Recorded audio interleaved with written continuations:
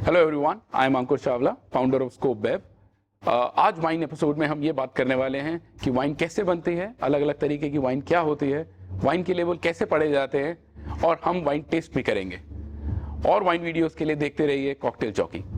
Hello friends, cocktail jockey में आप सबका स्वागत है। कॉकटेल्स, वाइन, स्पिरिट्स के बारे में हर इन्फॉर्मेशन जानने के लिए सब्सक्राइब कीजिए कॉकटेल जॉकी और bell icon notifications button press करके हर दिन देखिए कॉकटेल और spirits episodes. Hello everyone, I am Ankur Chawla, founder of scope web. अगली कैटेगरी जिसके बारे में हम बात करेंगे वो है द मोस्ट पॉपुलर शैंपेन।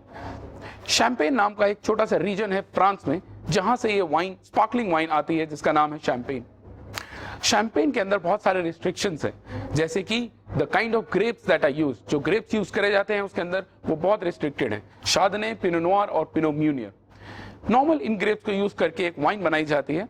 उस वाइन को दोबारा बॉटल में लीज के ऊपर डाला जाता है, जिसे यीस्ट भी कहते हैं, और उसकी वजह से इसके अंदर सेकेंडरी फर्मेंटेशन होती है, जिसका मतलब है जो इसके अंदर बबल्स आते हैं वो कार्बन डाइऑक्साइड ऐड करके नहीं आते, वो नेचुरली दोबारा बनाए जाते हैं।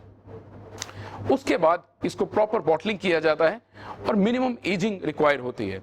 कमर्शियल शैंपेन्स के लिए at least 15 months in a bottle, और जो विंटेज शैंपेन्स हैं उनके लिए कम से कम 3 साल की एजिंग जरूरी होती है।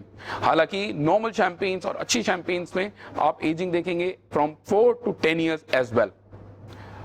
दूसरा मिसकंसेप्शन ये है कि शैंपेन के अंदर से जो वाइन्स निकलती है उनको स्पार्कलिंग तो कहा जा सकता है, लेकिन और किसी भी स्पार्कलिंग वाइन को शैंपेन नहीं कहा जा सकता जब तक वो शैंपेन से नहीं आती है।